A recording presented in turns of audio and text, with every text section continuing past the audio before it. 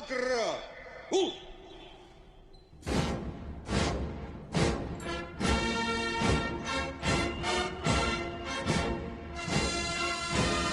Семьдесят седьмой годовщиной победы в Великой Отечественной войне построены командующий парадом генерал армии Салюков.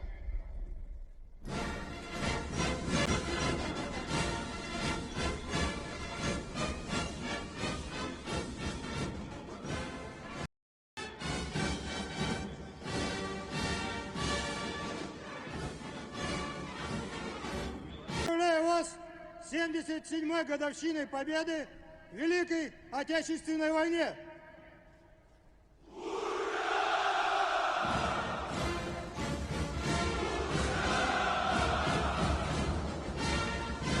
Mengenal peringatan Hari Kemenangan 9 Mei, momen penting bagi Rusia. Tentara berbaris saat parade militer Hari Kemenangan ke-77 di Lapangan Merah, Moskow, Rusia. Setiap tanggal 9 Mei, Rusia merayakan Hari Kemenangan untuk memperingati kemenangan Uni Soviet melawan Nazi Jerman dalam Perang Dunia II. Kremlin telah mengadakan parade militer di Lapangan Merah Moskow sebagai acara tahunan dalam beberapa tahun terakhir. Di bawah kepemimpinan Presiden Rusia Vladimir Putin, pertunjukan tersebut menjadi pameran kekuatan militer negara beruang merah. Bahkan pada Senin 9 Mei 2022, tim Putin kembali unjuk gigi. Selama era Soviet, parade Hari Kemenangan hanya diadakan sesekali dalam beberapa tahun. Acara ini kemudian dihidupkan kembali oleh mantan Presiden Boris Yeltsin di hari jadinya yang ke-50 pada tahun 1995. Putin kemudian menjadikan parade sebagai acara tahunan yang meriah. Hari Kemenangan juga digunakan sebagai latar belakang banyak aspek identitas Rusia. Dalam buku sekolah dan sejarah negara itu, Rusia selalu digambarkan sebagai pembebas dalam Perang Eropa, dengan yang disebut perang patriotik hebat yang menewaskan hingga 27 juta orang Soviet. Hari Kemenangan adalah momen penting bagi Rusia. Namun, acara yang digelar untuk merayakan kemenangan dan kemerdekaan tersebut memiliki makna yang sedikit berbeda pada tahun ini. Sejak Februari lalu, Rusia melancarkan invasi ke tetangganya, Ukraina. Invasi, yang disebut Putin sebagai operasi militer khusus, bertujuan untuk mengecam Ukraina, yang dituduh menindas warga yang berbahasa Rusia.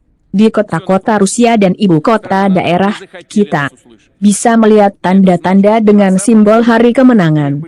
Biasanya, Hari Kemenangan ditandai dengan tulisan 9 Mei 1945, tapi tahun ini tertulis 1945-2022, jadi mereka mencoba memberi ide kepada orang-orang bahwa sekali lagi mereka melawan Nazi, kata pendiri kelompok analisis Riedel Rusia, Olga Irisova. Dibandingkan tahun sebelumnya, kendaraan tempur yang ikut meramaikan parade kali ini lebih sedikit. Salah satu tank terbaru Rusia, T-80 BVM, dan Pantsir S-1 dilaporkan absen dari pertunjukan. Namun, masih ada sekitar 10.000 tentara dan 129 peralatan militer yang berpartisipasi. Resimen yang memainkan peran kunci dalam perang Ukraina diarak di depan pejabat dan presiden. Parade udara juga sama besar seperti sebelumnya dengan 77 pesawat dan helikopter terbang. Angkatan Udara dilaporkan telah berlatih di Lapangan Merah dalam formasi Z, simbol kontroversial yang telah diadopsi oleh pasukan Rusia. Sebuah rumor beredar sebelum Hari Kemenangan. Rumor mengatakan bahwa Putin akan menghentikan invasi ke Ukraina pada hari besar itu. Klaim ini telah dibantah oleh Putin. Menteri Luar Negeri Rusia Sergei Lavrov mengulangi protes tersebut. Lavrov menjelaskan bahwa militernya tidak akan mengambil tindakan pada tanggal tertentu secara dangkal. Sampai saat ini, Rusia belum meraih kemenangan militer di Ukraina yang layak untuk dirayakan. Meskipun mereka telah berhasil merebut sejumlah kota Ukraina, sebagian besar wilayah negara itu masih berada di bawah kendali Kiev. Alih-alih merayakan penggulingan pemerintah Ukraina, Rusia seharusnya puas dengan perebutan Mariupol, kota pelabuhan. Sebelumnya berada di bawah perlindungan Resimen Azov. Resimen Azov sering dituduh sebagai milisi Nazi. Kemenangan ini juga digambarkan sebagai ngarai dari semangat perjuangan Perang Dunia II. Hal ini berbeda dengan perayaan tahun 2014, yakni pasca pencaplokan semenanjung Crimea oleh Rusia. Pada saat itu, Putin menandai hari kemenangan dengan pidato di Lapangan Merah.